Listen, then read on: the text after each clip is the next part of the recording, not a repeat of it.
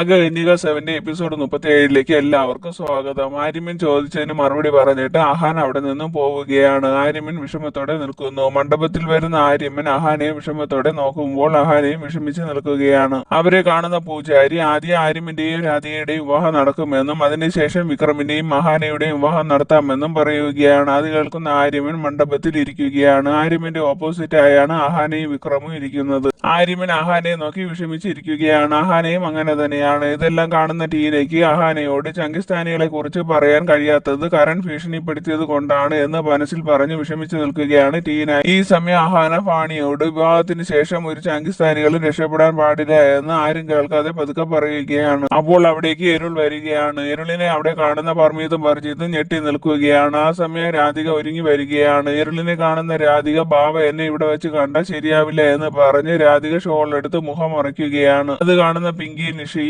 ഇങ്ങനെ എന്തിനാണ് ചെയ്യുന്നതെന്ന് ചോദിക്കുമ്പോൾ എനിക്ക് ട്രഡീഷണൽ ആണ് ഇഷ്ടമെന്ന് പറയുകയാണ്. ശേഷം അവർ അവിടെ നിന്ന് പോകുന്നു. എരളിനെ കാണുന്ന പർമീത്തും ബർജീത്തും എരളിന്റെ അടുത്തേക്ക് പോവുകയാണ്. നിങ്ങളുടെ വീട്ടിൽ ഫംഗ്ഷൻ നടക്കുകയാണോ എന്ന് ചോദിക്കുകയാണ് എരുൾ. അഹാനയുടെയും എന്റെ മകന്റെയും വിവാഹമാണ് ഇവിടെ നടക്കാൻ പോകുന്നത് എന്ന് പറയുകയാണ് പർമീത്ത്. അഹാന വീണ്ടും ആര്യമ്മനെ വിവാഹം കഴിക്കുകയാണോ എന്ന് ചോദിക്കുകയാണ് എരുൾ. അഹാന ആര്യമ്മനെ അല്ല വിക്രമിനെയാണ് വിവാഹം കഴിക്കുന്നതെന്ന് പറയുന്നത് കേട്ട് എരുൾ അട്ടഹസിച്ച് ചിരിക്കുകയാണ്. എരുൾ അട്ടഹസിച്ച് ചിരിക്കുന്നത് കാണുന്ന പർമീത്തും ബർജീത്തും കൺഫ്യൂഷനിൽ നിൽക്കുകയാണ്. നമുക്കാണെങ്കിൽ ഒന്നുപോലും നടക്കുന്നില്ല. നിങ്ങളുടെ മരുമകൾ 2 വിവാഹം കഴിച്ചു എന്ന് ചിരിച്ചുകൊണ്ട് പറയുകയാണ് എരുൾ. അകത്തിരുന്ന് റെസ്റ്റ് എടുത്ത് സംസാരിക്കാമെന്ന് പറഞ്ഞ് പർമീത്ത് എരുളിനോട് അകത്തേക്ക് ഇരിക്കാൻ ക്ഷണിക്കുകയാണ്. എരുൾ അകത്തേക്ക് പോകുന്നത് കണ്ട് പേടിച്ച് നിൽക്കുകയാണ് പർമീത്തും ബർജീത്തും. എരുൾ അകത്തേക്ക് പോകുമ്പോൾ അഹാനെ നോക്കിയിട്ടാണ് പോകുന്നത്. അവർ എരുളിനെ ആരും കാണാതെ അകത്തേക്ക് കൊണ്ടുപോകുന്നു. എരുൾ കൊണ്ടുവന്ന വലിയ ബോക്സ് കാണുന്ന ബർജീത്ത് എരുളിനോട് അത് എന്താണെന്ന് ചോദിക്കുമ്പോൾ ഗിഫ്റ്റ് ആണെന്ന് പറയുകയാണ് എരുൾ. എന്നിട്ട് എരുൾ അഹാനെ നോക്കി ഇരിക്കുകയാണ്. മറുവശത്ത് അഹാനയും ആര്യമ്മനും പരസ്പരം വിഷമത്തോടെ മുഖത്ത് നോക്കി ഇരിക്കുകയാണ്. ഈ സമയം വിക്രം അഹാനയോട് അവരുടെ വിവാഹം കഴിഞ്ഞാൽ അടുത്തത് നമ്മളാണ്, നീ എന്നെ വിവാഹം കഴിക്കുമോ, അതിന് നിനക്ക് സമ്മതമാണോ എന്ന് ചോദിക്കുമ്പോൾ അഹാന ആര്യമ്മനെ നോക്കി ഈ മണ്ഡപത്തിൽ ഒരു വിവാഹം മാത്രമേ നടക്കുകയുള്ളൂ, വേറൊരു വിവാഹത്തിനുള്ള വിളി വരില്ല എന്ന് പറയുകയാണ് അഹാന. അത് കേട്ട് കൺഫ്യൂഷനിൽ ഇരിക്കുകയാണ് വിക്രം. തുടർന്ന് എരുൾ അഹാനെ നോക്കിയിട്ട് ഇന്ന് എല്ലാവർക്കും നീ ആരാണെന്ന് സത്യം മനസ്സിലാകും, നീ ജനങ്ങളെ രക്ഷിക്കാൻ എപ്പോൾ വരുമോ അപ്പോൾ നിനക്ക് യഥാർത്ഥ രൂപത്തിൽ വന്നേ കഴിയൂ, നിന്നെ ഞാൻ വെറുതെ വിടില്ല, നിനക്ക് വേണ്ടിയാണ് ഞാൻ വന്നതെന്ന് പറഞ്ഞിട്ട് എരുളിന്റെ ആളുകളെ നോക്കുകയാണ്.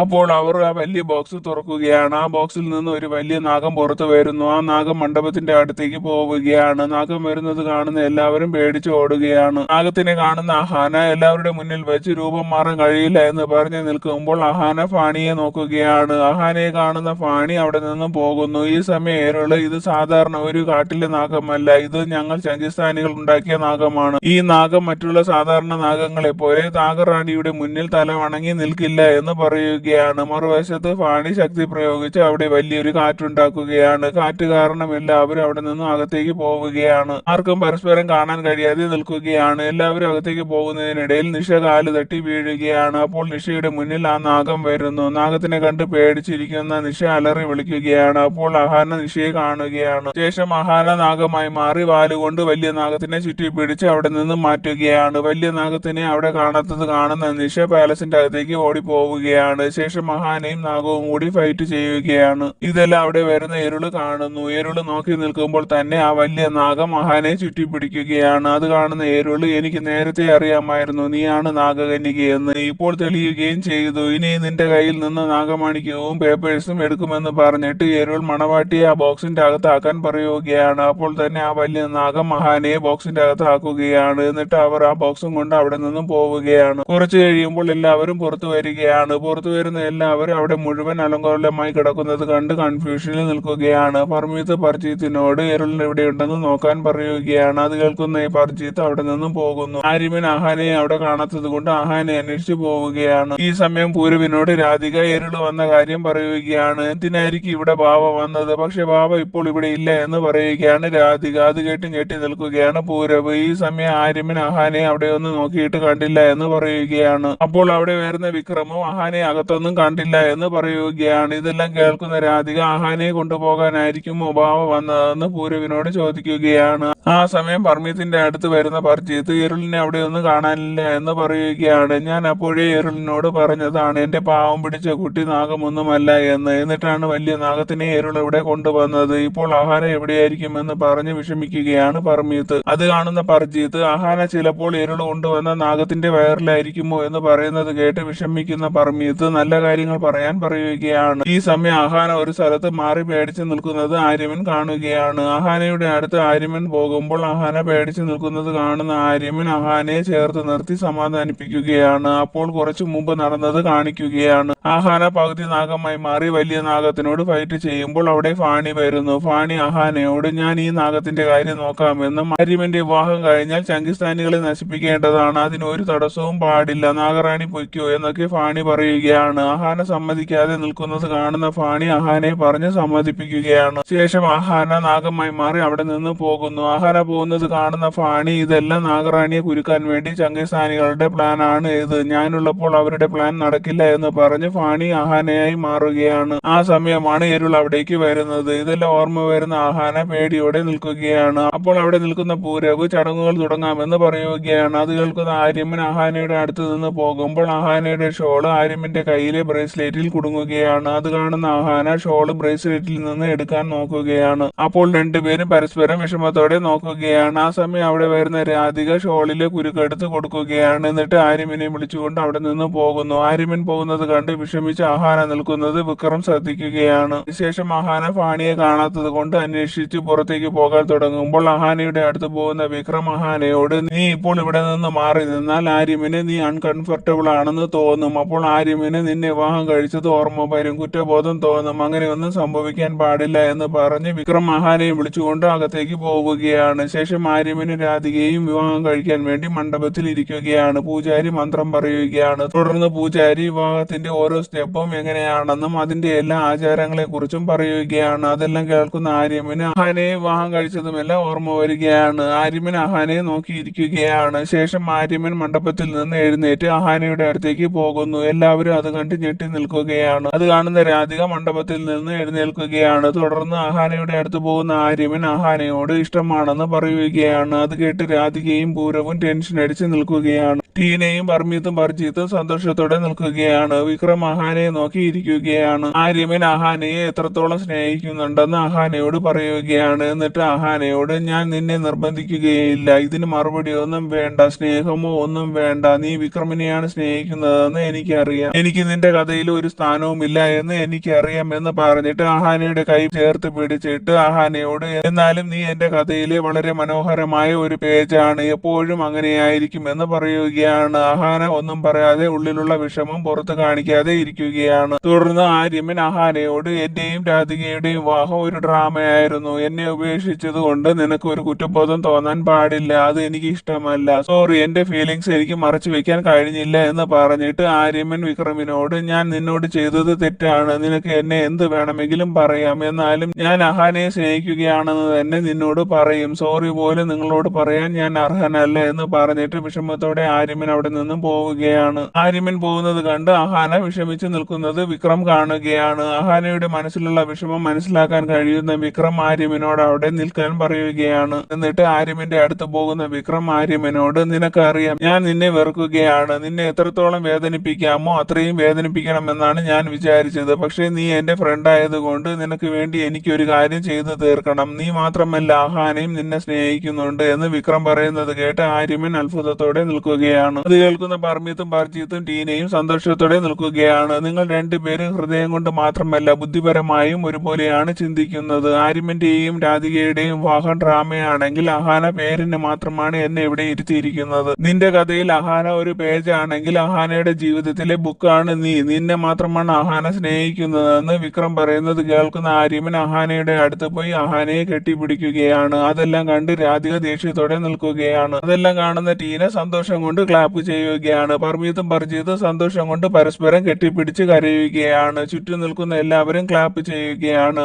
അഹാനയും ആര്യമ്മനും ഒത്തിരി പറഞ്ഞറിയിക്കാൻ കഴിയാത്ത അത്രയും സന്തോഷത്തിൽ നിൽക്കുകയാണ്. അപ്പോൾ വിക്രം കുറ്റസമ്മതം നടത്തുകയാണ്. ആര്യമ്മന്റെയും അഹാനയുടെയും ആദ്യം നടന്ന വിവാഹം വാലിഡ് ആണ്, അഹാനയെ സ്വന്തമാക്കാൻ വേണ്ടി കള്ളം പറഞ്ഞതാണെന്ന് പറയുകയാണ് വിക്രം. അത് കേൾക്കുന്ന ആര്യമ്മനും അഹാനയും സന്തോഷത്തോടെ നിൽക്കുകയാണ്. ആര്യമ്മൻ അഹാനയെ എല്ലാവരുടെ മുന്നിൽ വെച്ച് പ്രപ്പോസ് ചെയ്യുകയാണ്. അത് കണ്ട് ഒത്തിരി സന്തോഷത്തോടെ സന്തോഷത്തോടെ നിൽക്കുകയാണ് അഹാന. പിങ്കിയും ടീനയും പർമീത്തും പർജീത്തും എല്ലാവരും സന്തോഷത്തോടെ ക്ലാപ്പ് ചെയ്യുകയാണ്. ശേഷം ആര്യമൻ അഹാനയുടെ കൈ പിടിച്ചുകൊണ്ട് മണ്ഡപത്തിലേക്ക് പോവുകയാണ്. അഹാന മണ്ഡപത്തിൽ കയറുമ്പോൾ രാധിക മണ്ഡപത്തിൽ നിന്ന് ഇറങ്ങുകയാണ്. എന്ത് ശിക്ഷ കിട്ടേണ്ടി വന്നാലും എനിക്ക് ആര്യമനെ നഷ്ടപ്പെടുത്താൻ കഴിയില്ല എന്ന് മനസ്സിൽ പറഞ്ഞാണ് അഹാന മണ്ഡപത്തിന്റെ അകത്തേക്ക് കയറുന്നത്. ശേഷം വിവാഹ ചടങ്ങുകൾ നടക്കുകയാണ്. ഓരോ ചടങ്ങും രണ്ടുപേരും സന്തോഷത്തോടെയാണ് ചെയ്യുന്നത്. അതെല്ലാം കാണുന്ന ചുറ്റും നിൽക്കുന്നവരിൽ രാധിക ഒഴിച്ച് ബാക്കി എല്ലാവരും വളരെ സന്തോഷത്തോടെ നിൽക്കുകയാണ്. ഈ സമയമൊന്നും അഹാന ഫാണിയെ കുറിച്ച് ഓർമ്മിക്കുന്നില്ല. അവസാനം ആര്യമൻ അഹാനയുടെ കഴുത്തിൽ താലിമാല കെട്ടുകയും സിന്ദൂരരേഖയിൽ സിന്ദൂരമിടുകയും ചെയ്യുകയാണ്. അടുത്ത സീനിൽ ആര്യമൻ അഹാനയെ എടുത്തുകൊണ്ട് റൂമിലേക്ക് പോവുകയും അഹാനയെ ബെഡിൽ ഇരുത്തുകയും ചെയ്യുകയാണ്. ശേഷം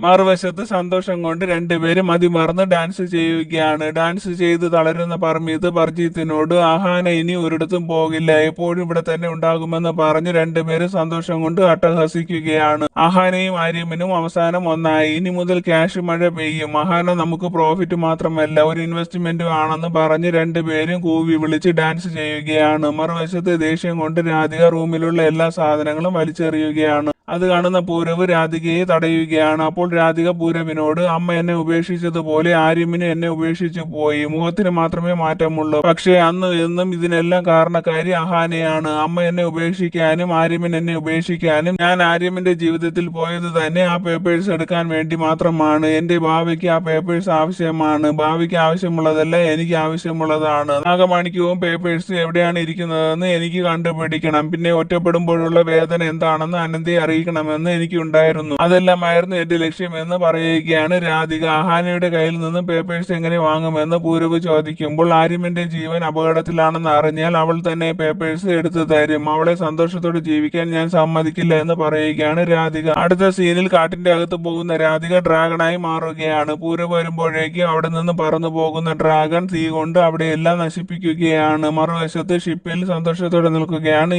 എരുള് ബോക്സ് തുറക്കാൻ പറയുകയാണ്. ആ ബോക്സ് തുറക്കുമ്പോൾ പെരുമ്പാമ്പ് അഹാനയെ ചുറ്റി കിടക്കുകയാണ്. ശേഷം അഹാന ബോക്സിന്റെ പുറത്ത് വരുന്നു. അഹാനയെ കാണുന്ന എരുള് അഹാനയോട് മുമ്പേ ഞാൻ ആ മന്ദബുദ്ധികളുടെ അടുത്ത് പറഞ്ഞതാണ്, നീയാണ് ഡ്യൂപ്ലിക്കേറ്റ് നാഗമാണിക്യം തന്നതെന്നും നീയാണ് ആര്യമിന്റെ ലോക്കറിൽ നിന്ന് പേപ്പേഴ്സ് അടിച്ചു മാറ്റിയതെന്നും പറഞ്ഞതാണ്. അവർ അതൊന്നും വിശ്വസിച്ചില്ല. നീ ആരാണ്? നീയും അനന്തയും തമ്മിൽ എന്താണ് ബന്ധം? നീ സാധാരണ ഒരു നാഗമല്ല എന്നൊക്കെ പറയുകയാണ് എരുൾ. ഞാൻ അഹാനയാണെന്നതിന് എന്ത് ഉറപ്പാണ് നിങ്ങൾക്കുള്ളതെന്ന് പറഞ്ഞിട്ട് അഹാന ഫാണിയായി മാറുകയാണ്. അത് കണ്ട് ഞെട്ടി നിൽക്കുകയാണ് എരുൾ. ഫാണിയുടെ അടുത്ത് എരുൾ പോകുന്നത് കാണുന്ന ഫാണി എരുളിനെ തള്ളി മാറ്റിയിട്ട് പകുതി നാഗമായി മാറി ഷിപ്പിൽ നിന്ന് വെള്ളത്തിലേക്ക് ചാടുകയാണ്. അത് കാണുന്ന എരുൾ അവർ വളർത്തുന്ന ഷാർക്കിനെ തുറന്നു വിടാൻ പറയുകയാണ്. വെള്ളത്തിലാകുന്ന ഷാർക്കും ഫാണിയും തമ്മിൽ പൊരിഞ്ഞ ഫൈറ്റ് നടക്കുകയാണ്. ആ സമയം എരുളിന്റെ ആളുകൾ ഫാണിയെ വലയിട്ട് പിടിക്കുകയാണ്. ഫാണിയുടെ ശരീരത്തിൽ മുറിവുകൾ ഉണ്ടായിരിക്കുകയാണ്. എരുൾ ഫാണിയോട് ആരാണെന്ന് ചോദിച്ചും അഹാന എവിടെയാണെന്ന് ചോദിച്ചും അടിക്കുകയാണ്. എത്ര അടി കിട്ടിയിട്ടും ഫാണി ഒന്നും പറയാതെ നിൽക്കുകയാണ്. മറുവശത്ത് അഹാന ആര്യമനോട് നടന്നതെല്ലാം സ്വപ്നമാണെന്ന് തോന്നുകയാണ്. നടന്നതാണെന്ന് വിശ്വസിക്കാൻ കഴിയുന്നില്ല. നമ്മൾ പുതിയ ഒരു ജീവിതം തുടങ്ങിയിരിക്കുകയാണ്. ഇത് സ്വപ്നമല്ലല്ലോ എന്ന് ചോദിക്കുകയാണ്. ഇതൊന്നും സ്വപ്നമല്ല, എല്ലാം സത്യമാണ്. വേണമെങ്കിൽ തെളിയിച്ചു തരാമെന്ന് പറഞ്ഞ് ആര്യമൻ റൊമാൻറ്റിക് ആവുകയാണ്. അത് കാണുന്ന അഹാന ഇത്രയും സ്നേഹമുള്ള ഒരാൾ സ്നേഹം പറയാൻ ലേറ്റ് ആയത് എന്താണെന്ന് ചോദിക്കുകയാണ് അഹാന. നിന്നോട് നേരത്തെ പറയണമെന്ന് വിചാരിച്ചതാണ്. അടുത്ത് വരുമ്പോൾ പേടി തോന്നുമായിരുന്നു. ഇപ്പോൾ ധൈര്യത്തോടെ പറഞ്ഞില്ലായിരുന്നു എങ്കിൽ ഞാൻ മരിച്ചു പോയേനെ. ഈ ധൈര്യമെല്ലാം എന്റെ ഡാഡിയിൽ നിന്നാണ് എനിക്ക് കിട്ടിയത്. ഡാഡി എഴുതുന്ന ലെറ്റേഴ്സ് എല്ലാം ഇൻവിസിബിൾ ആയിരുന്നു. അത് വായിക്കാനുള്ള ട്രിക്ക് എനിക്ക് മാത്രമേ അറിയാവൂ എന്നൊക്കെ പറഞ്ഞ് ഇമോഷണൽ ആവുകയാണ് ആര്യമൻ. ശേഷം ആര്യമൻ അഹാനയോട് ഇനി ഒരിക്കലും നിന്നോടുള്ള സ്നേഹം ഞാൻ മറച്ചു വെക്കില്ല, ഐ ലവ് യു എന്ന് ആര്യമൻ പറഞ്ഞ് രണ്ടുപേരും സന്തോഷത്തോടെ ഇരിക്കുകയാണ്. അടുത്ത സീനിൽ ഉറങ്ങിക്കിടക്കുന്ന ആര്യമൻ അറിയാതെ അഹാന അവിടെ നിന്നും പോവുകയാണ്. ശേഷം നാഗക്ഷേത്രത്തിൽ പോകുന്ന അഹാന ഫാണിയെ അവിടെ കാണാത്തത് ശ്രദ്ധിക്കുകയാണ്. തുടർന്ന് ആര്യമന്റെ ലോക്കറിൽ നിന്ന് കിട്ടിയ പേപ്പേഴ്സ് എടുത്ത് നോക്കുകയാണ് അഹാന. അതിൽ എഴുതിയതൊന്നും കാണാൻ കഴിയാത്തത് കൊണ്ട് കൺഫ്യൂഷനിൽ നിന്ന് അഹാന നിൽക്കുമ്പോൾ നിലാവിന്റെ വെളിച്ചത്തിൽ അഹാന പേപ്പറിൽ നോക്കുമ്പോൾ പേപ്പറിൽ വരച്ചിരിക്കുന്നതെല്ലാം തെളിഞ്ഞു വരികയാണ്. അത് അഹാന കാണുകയാണ്. ശേഷം അഹാന ആ ബോക്സിന്റെ അകത്ത് നോക്കുമ്പോൾ വേറെ ഒരു പേപ്പറും കൂടി അഹാനയ്ക്ക് കിട്ടുകയാണ്. അതും അഹാന നിലാവിന്റെ വെളിച്ചത്തിൽ വായിക്കുകയാണ്. അത് ആര്യമിന്റെ ഡാഡി ആര്യമിന് വേണ്ടി എഴുതിയ ലെറ്ററാണ്. 25 വർഷത്തിന് ശേഷം നമ്മുടെ രാജ്യത്തിന് വലിയൊരു അപകടം വരും. പാകിസ്ഥാനികൾ ഒരു അപകടകാരിയായ ഡ്രാഗന് ജീവൻ കൊടുത്ത് നമ്മുടെ രാജ്യത്തിന് ആപത്ത് വരുത്താൻ നോക്കുകയാണ്. ഡ്രാഗൺ നാഗങ്ങളുടെ ശത്രുവാണ്. അവർ നാഗമാണിക്യം സ്വന്തമാക്കാൻ ശ്രമിക്കും. നാഗമാണിക്യം വളരെ വില കൂടിയ ഒരു കല്ലാണ്. നാഗമാണിക്യം നാഗകന്യകമാരുടെ നെറ്റിയിൽ വെച്ചാൽ അവരുടെ എല്ലാ ശക്തികൾ പോവുകയും അവരുടെ ഓർമ്മശക്തി പോവുകയും ചെയ്യും. അതുകൊണ്ട് നാഗമാണിക്യം പഴയ അടച്ചിട്ടിരിക്കുന്ന ഒരു ക്ഷേത്രത്തിലാണ് സൂക്ഷിച്ചിരിക്കുന്നത്. ആ ക്ഷേത്രം ഭൂമിയിലുമല്ല, ആകാശത്തുമല്ല, പാതാളത്തിലുമല്ല. ഈ ക്ഷേത്രം നാഗമാണിക്യം സംരക്ഷിക്കാൻ വേണ്ടി മാത്രം നിർമ്മിച്ചതാണ്. നാഗമാണിക്യം സംരക്ഷിക്കേണ്ടത് അനന്തകുലത്തിലെ നാഗറാണിയാണ്. പക്ഷേ അനന്തകുലത്തിൽ ഒരു ശാപം കിട്ടി. അത് കാരണം അവിടെയുള്ള രക്ഷകരെല്ലാം അവസാനിച്ചു. നാഗമാണിക്യത്തെ രക്ഷിക്കാനുള്ള രക്ഷകയായ അനന്തയെ നീ കണ്ടുപിടിക്കണം. അവൾക്ക് മാത്രമേ ചങ്കിസ്ഥാനികളിൽ നിന്നും ഡ്രാഗണിൽ നിന്നും നാഗമാണിക്യത്തെ രക്ഷിക്കാൻ കഴിയുകയുള്ളൂ. അവർക്ക് നാഗമാണിക്യം കിട്ടിയാൽ നമ്മുടെ രാജ്യം നശിക്കുമെന്ന് എഴുതിയിരിക്കുന്നത് വായിക്കുന്ന അഹാന ഞാൻ അങ്ങനെയൊന്നും സംഭവിക്കാൻ സമ്മതിക്കില്ല.